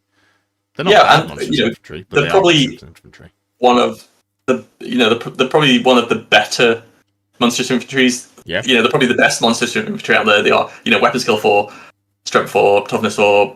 Yeah. You've got the great weapons and stuff. Compared to an ogre or an Angler, like I'd take these every day. Yeah. But they are in the lists for their great bows. Yeah. You've got mobile bolt throwers effectively. Yeah. And strength 6, which is even monsters that wound on 4s a lot of the time. Yeah. Always hitting on 4, so you're pretty much guaranteed at least 50% output from what you're shooting. Mm-hmm. Multiple wounds too, so even when you do get 1 or 2 wounds through on those monsters, they're actually taking significant chunks off of the wounds. So yeah, I'm sort of currently working on a list, which is my anti-Cathay list, which you'll see on episode 11 of the Rolling Cry. You've got 10 Ushabti in core, you've got another 10 Ushabti in your other sort of slots, and you just sort of focusing fire with a couple of caskets and just absolutely causing havoc to balloons. Yeah, which someone's got to. So doing Sigmar's work. Really appreciate that. Any issue? We spoke briefly about it before the stream. Yeah, it's if you really start teching into dealing with the problem armies, then the other armies which are really good are probably just going to hammer you anyway. So it's they're very good, but they maybe aren't the best play style for the army as a sort of all rounder. Yeah. But I think as a support piece, yeah, great. That one core unit, incredible. Whether you take the second unit and go like overly into bows, that's where it becomes maybe a little bit, maybe we don't do that. But that's not a core unit. We're only talking about them in the context of core, and I think they are not as good as Night Goblins. Night Goblins, I think, are going to be very hard to dethrone. There are some units that might, but they're not in this tier list. Ushabti, I think, are second there for me. I really like the Ushabti. On to the Skeleton Infantry Cohort. And you know what? I think this is still fine. Where are you putting Ushabti? Where are you putting? Oh, sorry. S tier. Behind Night Goblins, but above the Skeleton Skirmishers, I think. So, onto the Infantry Cohort. I think these are still decent. Like, you'd have to be playing the correct Army of Infamy, which is the Royal Host, which is not necessarily what you want to do. But I'm not going to say that because the faction is less played, that makes the unit less played. I think in the context of are you taking Royal Host, they become pretty good. I'm not going to put them in S tier, but I think they're a solid unit that is relatively flexible. You can still make a Poison Death Star with this unit. It's probably the only Poison Death Star in the game that still exists. And you can still do... you can put chariot characters into there. Yes, the characters can be sniped, but because you're playing Tomb Kings, the way that the wound resin comes back in, and also because you've got the ability to bounce wounds from your general onto the the Royal Heralds on the chariots with their like boatload of wounds, I think they're still a very solid unit, and I think I might argue they are as good or better than Warriors. Talk me down. Where do you think they should go? I don't know. I think the one of those. Obviously, you've sort of said that army list is the least played out of the sort of Tomb King ones. So you very rarely actually see them huge amounts on the table, especially now that the sort of bunking the characters in there has been there sort of slightly. I definitely don't think they're in the S tier up with the sort of pre-mentioned stuff, but. I think given they are basically skeleton warriors, but with the potential to also have some shooting output. They can. And the only core off the top of my head, maybe Tomb Guard can do it, but you can take up to 30 points of magic items. Oh, what can you do with 30 points? You can put the poison on the unit champion. Now, obviously poison's worse. If I'm taking them, I'm still taking poison because +2 to wound is still okay. A lot of the time, if you're shooting into comparable stuff, you're going to be wounding on 2s. You can always volley fire with this unit, which is very strong because you can actually move around and do things. Because you're probably going quite heavy into the unit, you give them the magic banner that gives them reserve move, or you give them the magic banner that gives them a free reform at any point in the movement, or you put a BSB in there and you do both. Both are great. Yeah, I really like them. I think they're very solid, and I'm going to put them at the top of A tier then, if you don't disagree. No. Cool. You know what else I want to put at the top of A tier, but I'm not going to? Tomb Guard. Why are you not going to put those at the top of A? I don't think they're bad. No, I think, again, they're one of these units that you've got to commit numbers to, and they suddenly start to become quite expensive as you do so, and you compare that to a skeleton block next to them for half the cost and twice the number, and they just, I guess they serve a different purpose than your sort of other blocks. They've got a little bit more sort of fighty output. I think the only time I fought against them I stamped on them with a bone grinder and killed a unit of 20 in one stomp. So I was quite happy to play against them in that instance. But these have got 50 point magic standard. They're still only 10 points a model, so they're not horrifically costed. They're just they could have done with maybe heavy armor instead of light armor. That would be nice. So, the problem is, I think you compare these to Graveguard. Graveguard are obviously incredible. They're probably the most S tier of S tier core infantry. They're above Night Goblins in my mind. They're so good. Yeah. This unit has some advantages over them. They've got hand weapon and shield. So, yes, they've only got light armor instead of heavy armor, but they get a 4-up save in combat because of the parry. They've got, Kapeshas, so AP1 hand weapons. They've got cleaving blow, so 6s to wound, just kill infantry and cavalry. That's actually really nice because in this game we're seeing higher saves on infantry, so that's good. You can buy halberds at a pointer model, which is fine, and you can still keep the shields, whereas Graveguard, you lose the shield to take the great weapons. You can give them Nakaran Phalanx. I don't know that I want to do that. If it's costing 30 points for the full unit, that feels a little bit steep. But then there's a lot of downsides. There's no banner that gives them a 5-up regen, and with Crumble and how that works now, the 5-up regen is so strong for Graveguard, and losing that feels really bad. They are just worse in a lot of ways. There's not enough in here for me to make them comparable to Graveguard, but they're good enough that I want to try them. The gap between these and regular skeleton warriors compared to zombies or skeleton warriors and Graveguard is so much closer, and that's why you're less a big enough step for the extra costs that you're paying for them. What you're then losing by not having those spare points, I don't think it makes up for what they then offer you. They're objectively a really good unit outside of the context of anything else. But inside of the context of you could just take relative, normal skeleton warriors for less than half the points by the time you juice them up. I think for me, B tier? Yeah, I mean, they are weapon skill 3, which still means you're probably getting hit on 3s by majority you're of more things. likely to put supportive characters in here, so then you might well be done, and you maybe do other stuff like that. But then, that's unfair to say, because you could just put the character in the... in the regular unit and get to weapon skill 4 on the skeleton warriors, and then they only get hit in 4s. So that's maybe not a fair comment to make. If we look at them again, sort of compare them to Gors, who are strength 4, toughness 4, similar sort of thing. You're paying a couple of extra points, and I just don't think you're getting enough out of them that they just knock skeleton warriors out of the sort of slot.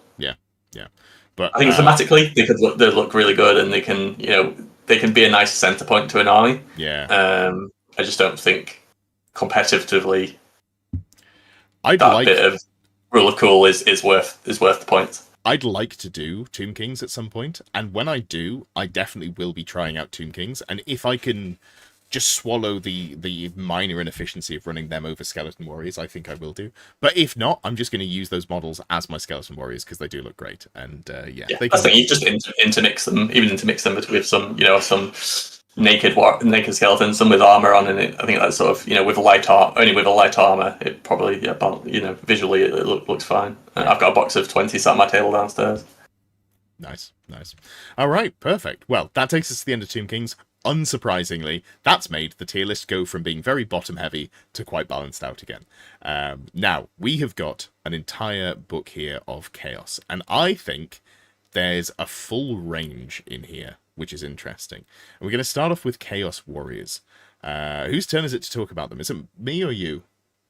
Well, I'll let you go first. Sure. I can't remember. I like Chaos Warriors. I think they're solid. They're pretty pricey for what you get, don't get me wrong. You're talking 14 points a model, I think, by the time you put a shield on there, off the top of my head. Is that right? Yeah, so on par with Block Orcs, cost-wise. And they don't do as much, but what they do, I think they do better. So they've got AP1 magical hand weapon attacks.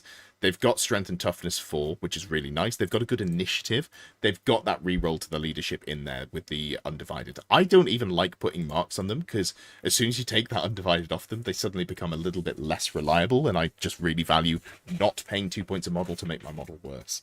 What else have they got? Full command with a magic standard or 25 points of magic items. I wouldn't hate seeing a little bit more there.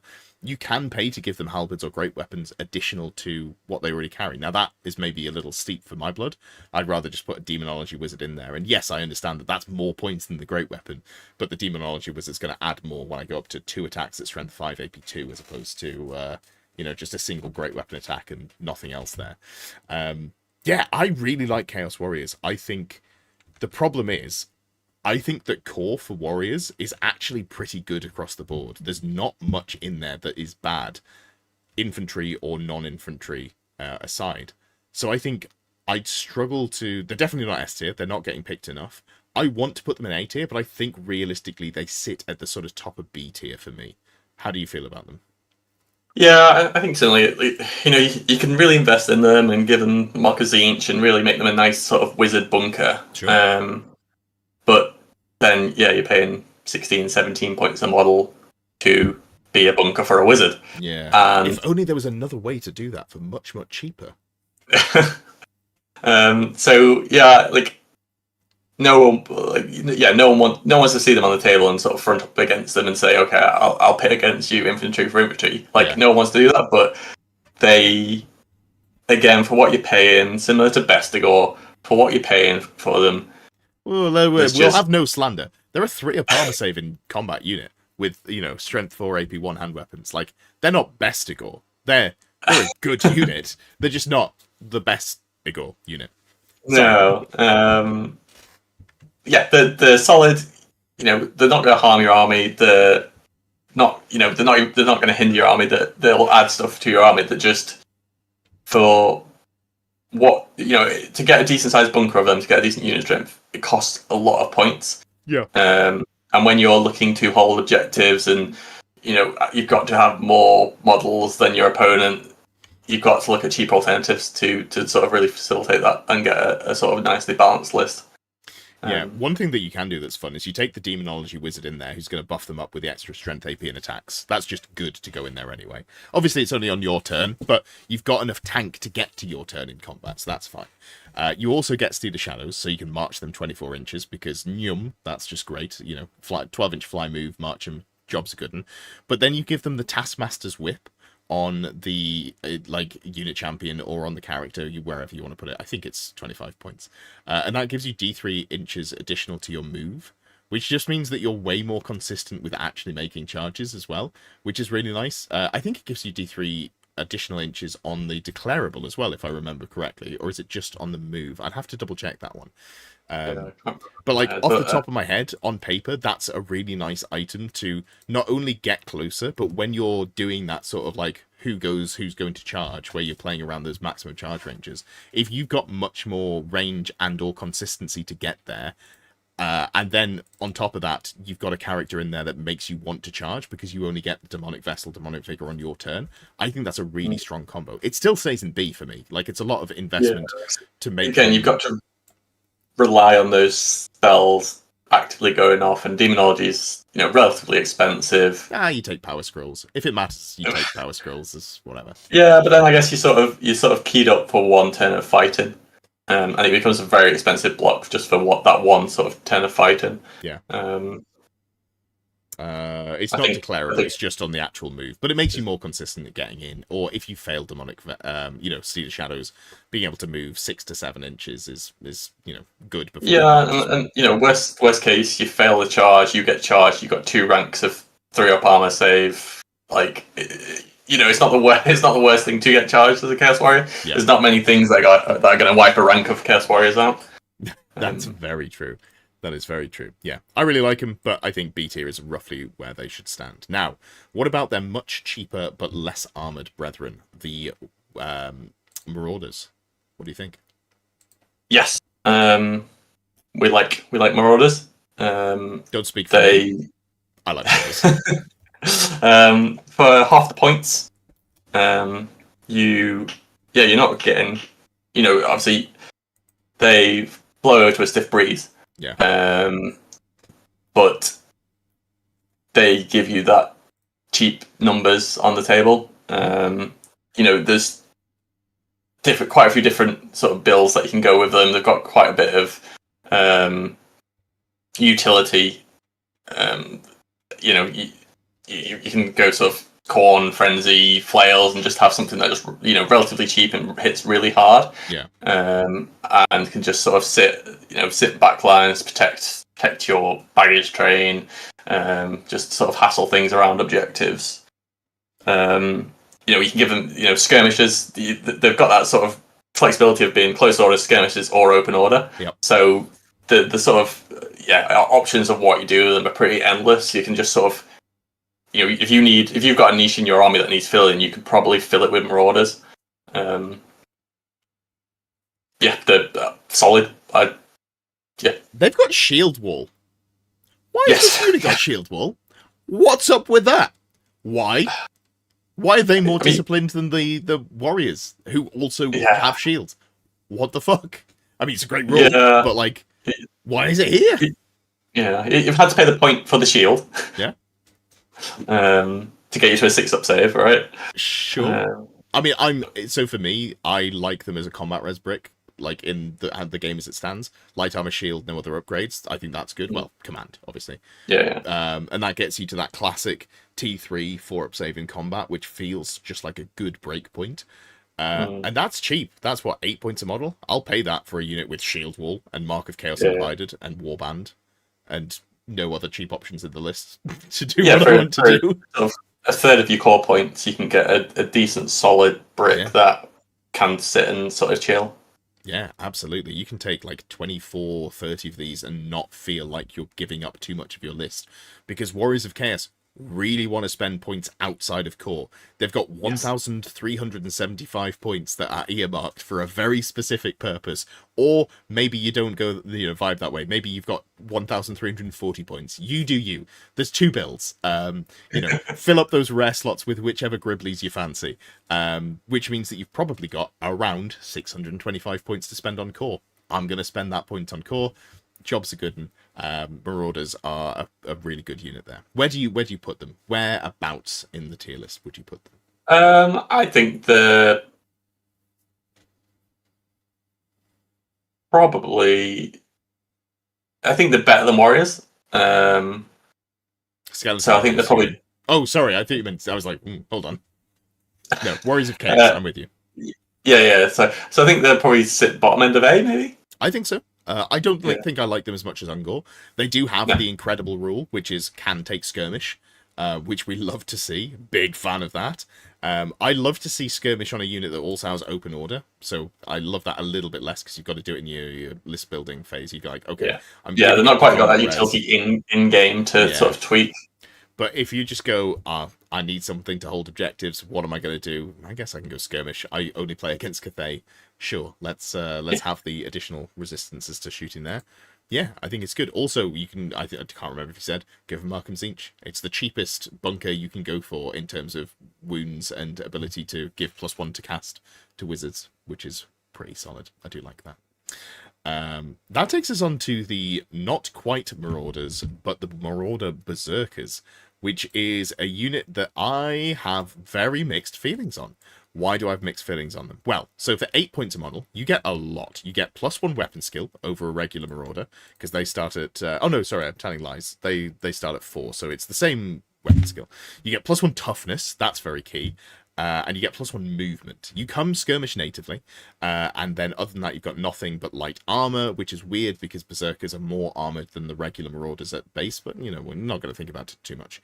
You can't give them shields, but you can give them additional hand weapons, flails, or throwing axes. You can give them throwing axes, whatever. They come with Frenzy, which is a rule that got worse.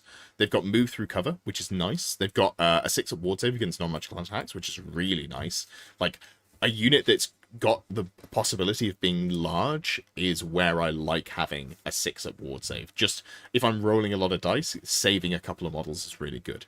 Warband is good, although they are skirmish, although they've got open order as well. There's a lot of stuff in there that's really good. Frenzy, though. I've won all of the games I've played against this list, and most of that has been because I've put my dragon in front of the frenzied unit, made them charge, and then I go, cool. I had no way of catching those, like, what do we call it? The skin wolves, because they super fast, they're skirmish, they can do whatever they want, they're always going to outrange me. Alright, I'm just going to stand in front of the Berserkers. Oh, you charged me. Oh, I won combat. Now I'm going to, at the end of your turn to face the skin wolves, and then I eat them. I think it's a real downside to the unit that they're frenzied. It's not an upside in my mind. No, I don't think it's a... Yeah, as the rule as a whole, it's a rough rule. It's very... I think it probably very rarely outweighs the positives to the negatives. Wild Riders. Maybe that's it. Oh, yeah. That's the... There's frenzy units where you can pick your charges still because of your range sort of ability. And it just sort of bulks up a huge amount of output anyway. Yeah. But for these guys...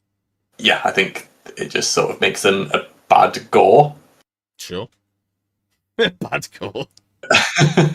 Yeah, sure. No, I see what you're saying. So, that, funnily enough, I think, for me, puts them above Bestigors. I take these in a Wolves of the Sea list. I just have to think very carefully about how I was using them and be sad sometimes. And, you know, they're great in that sort list where you can just bring them on in the back lines or on the flanks when you sort of... Yeah, if they've got ambush built in, or no, you can pay to give them ambush. Do this on every unit, and then you won't lose games because you've accidentally brought them on. And it keeps your drops low. Not that you need that with this list, but it gives you the flexibility to do that. So you will see them in, you know, all the Wolves of the Sea list. They're just not quite as optimal as some other choices. B or C, where do you reckon?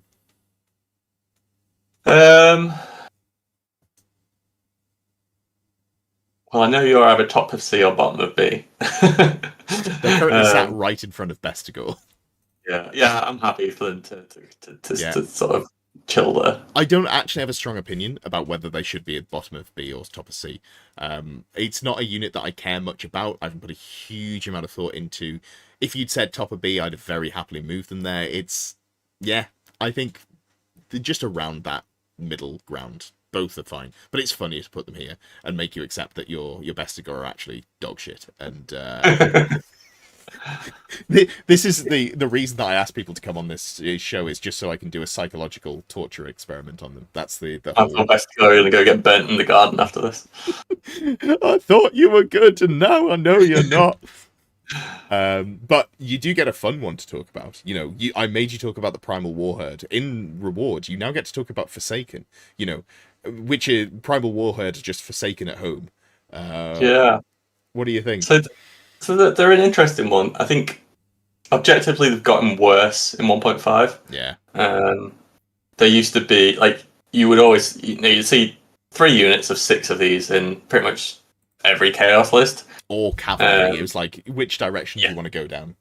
Yeah, and, you know, for what you get, the great value, you know, 5-up ward, that, you know, they can hit like a truck, they can hold up, you know, they can really block off a lot of things. Sure. But I think, going into the current meta when you really, you know, you want them in there for the D3 attacks, you suddenly start losing a bit of the value in that second rank. So I think, although I think they can still do a job, you know, a block of 15, 20 of these sat an objective, who is going to want to sort of engage with that. Yes. But the cost that you're paying for that, and the fact they're impetuous, so they don't. And the fact they're impetuous. Yeah, sort of.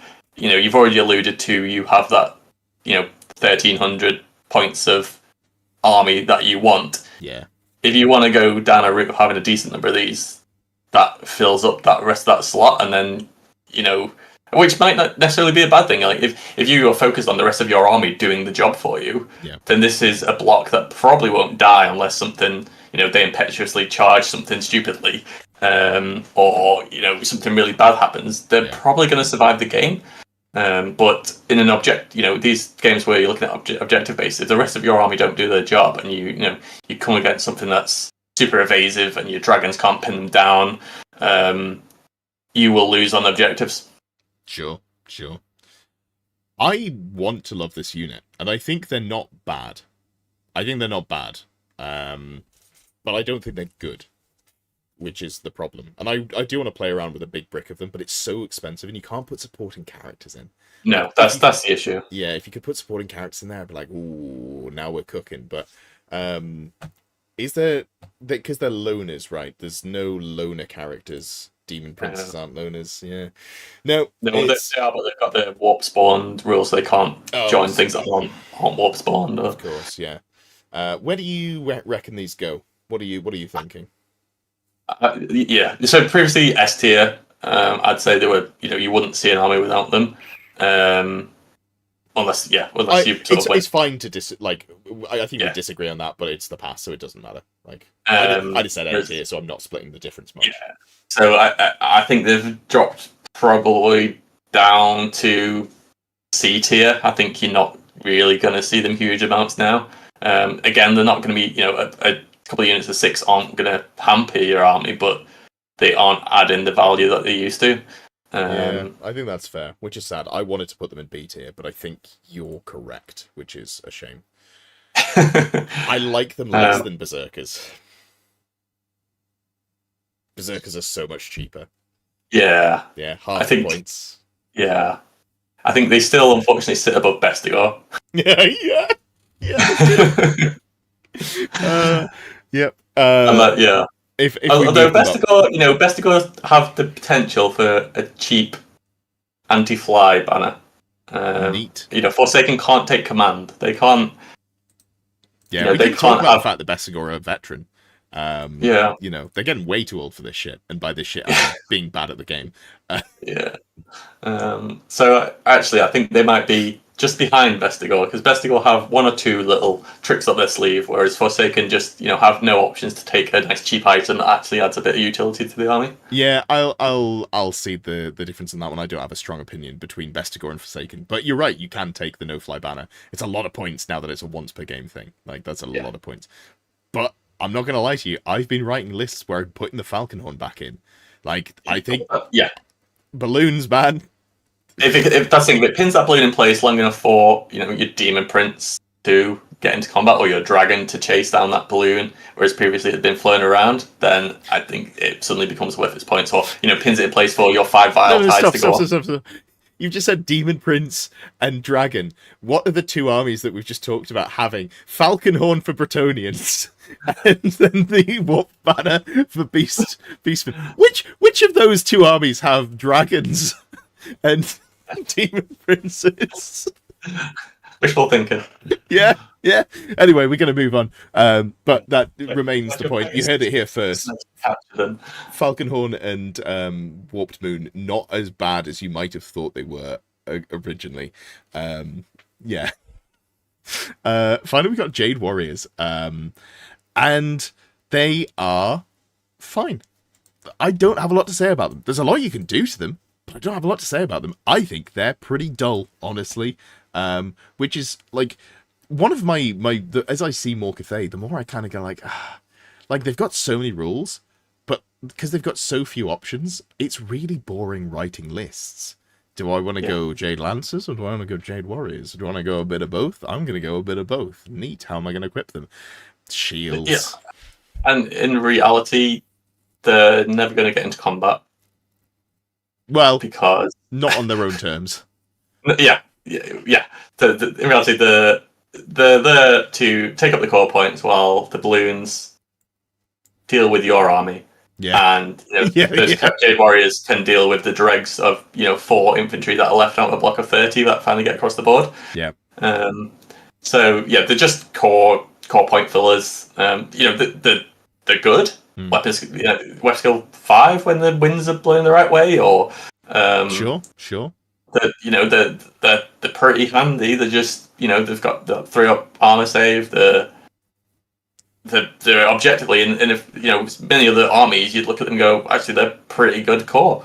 Yeah, they reroll 1s for their armor saves on top of having a heavy armor and shields. 3-up armor save, rerolling 1s. That's good. Like I've talked up how good Warriors of Chaos are for 14 points, whereas we're talking 8 points here for a 3-up armor save. Now, I don't have AP on my hand weapon attacks. I'm not base weapon skill 4. I'm strength and toughness 3. I'm worse initiative. I don't have a lot of the other stuff that stacks on top of it. But just like as a sitting on objective holder, they're pretty damn good at it. Yeah, they've got stubborn, right? So it's 2 points a model. Okay. Which, honestly, at 8 points a model, you're probably willing to go up to 10 points actually. Or you can take magic banners. You can give them drilled. I generally wouldn't. I don't think. They're good. I want to put them at the bottom of A tier and then not think about them again, ever. Yeah. Look at all of the other units we've got in here. So we've got infantry cohort. This unit is whack. It's got bows, it's got spears, it's got poison in there. You can do stupid things by bunkering characters in. This is a fun unit that probably shouldn't exist. We've got skeleton warriors. This is so reliable. It's undead. It doesn't fall back. It's got, it's regen. It regens the crumbles. It's got parry save for 4-up. You've got gore. Incredible unit. Bunkers your characters. Loads of layered rules. You've got Primal Fury. Primal Fury. You've got Blood Greed. You've got loads of fun stuff on there. Black Orcs. Mob rule. Half of them are using hand weapons and shields. Half of them are using great weapons. Ungor. Ungor are boring. Okay, we've got Ungor. Chaos Marauders. You can do loads of different things with Marauders. You can go flails. You can be like, I'm going to go corn and flails because I have loads of chest hair and I don't care about winning games. And I'd say, hell yeah. You can do smart things with them as well. And then you've got Jade Warriors that look nice. And there's no customizability. And I don't know. I think it frustrates me when I look at them because the army's so good that it seeps into my trying to be objective judgment of other things. And it's just a core unit. It's a core infantry unit. Who cares? But you're looking at him like, dull. Where's the other options? Yeah. Demonic Teddy. Wish they could take crossbow and shield like in Total War. That'd be cool. Give them the flexibility. Amazing. Yeah, so the upgrades you can give them if you've got the special character as your general. Yeah, +1 weapon skill and a 6-up ward save. That is nice. So, yeah, fine. No, that's good. We should objectively rate that as being that's good and feels good. We're being Cathay haters if we don't. But at that point, you're sort of invested into a character that isn't. Well, I don't know. I guess we're still figuring out exactly how she sits in gameplay and objectively compared to a couple of balloon characters. It'll be interesting to see what all of because a lot of the game is figured out. The thing that isn't figured out, at the top end, is Cathay, I think. And we're going to see list lock for WTC in a couple of days. And I'm really interested to see what all of the other countries, I almost call them factions, the other factions in this Total War game are going to bring to Mela in terms of their Cathay list. Because I think there's some interesting, spicy things you can do. And I'm curious to see which countries go down which route. Maybe that's a video all in itself. How are the 19 countries ruining everyone else's day with Cathay specifically? What are the differences? Maybe it's not that fun. Well, I guess the issue, and again, the issue there is the roster is so small that there's 3 different options that you can go through, and they're all gonna have Cathay Jade Warriors in probably, unless you've gone super heavy on the cavalry. Yeah, I think 1 Warriors, 2 Lancers is correct. That's my opinion on it. Or you can even go 1 Lancer, 1 Warriors if you want to bulk them out a little bit. But I think just yes, it's given that Lancers have the fighting extra ranks and stuff like that. Oh no, they feels don't like you combat. need. No, they're not that. They go in ambush. They have drilled. They take some sort of magic equipment, whether it's Alchemist Mask or the new ring or whatever, and you just run around the table and you're like, hey, I've got a I've got a really mobile wizard, depending on what you take. But yeah, that takes us to the end of the tier list. Apologies for this additional squig. Squig can go in S tier just for shits and giggles. Oh, can I not take it out now? Oh no! Oh no! I regret Angry everything. squig. What if I can remove images? Can I remove... Oh, it's not even in here. Oh no, it's all gone. It's all gone Pete Tong. All right, never mind. Don't worry about it. Oh, it's gone now. I think the ones that I added to it initially are gone. So I'd have to drag back in the Jade Warrior and the other thing, but I'll do that in a second. Yeah, how do you feel about that tier list now that we've got to the end of all of the units that we can add in? It's almost symmetrical. That's nice. Sure. Yeah, that's true. But I think it sort of, those top two tiers are pretty undead and Orc and Goblin dominated. Yeah, that's true. Which I think sort of is a good indication of the armies that are the troubles in 1.5. Like these, it's basically showing you that, having that 500 points of core that you have to spend, if you're able to spend it on stuff that's actually good and useful for the army, can actually make quite a big difference. Yeah, I don't know that I would say that I think that Orcs and Goblins are necessarily one of the problem units. It's an interesting point. I haven't really looked too closely at the faction stats. Let's just have a quick look. I've been stung by fanatics too many times. I tend to play armies that don't play well into fanatics. So, you're bad at the game. 42.6% win rate. So it objectively just means that you're terrible, not that you're playing things that match up badly into Orcs and Goblins. Shh, just accept it. I had one fanatic destroy a full unit of Gore with a Doom Bolt and a BSG in there by itself. Yeah. Some interesting results in here. I did look specifically at the UK actually, so here's a fun one, and maybe I do a video talking about the sort of like early results.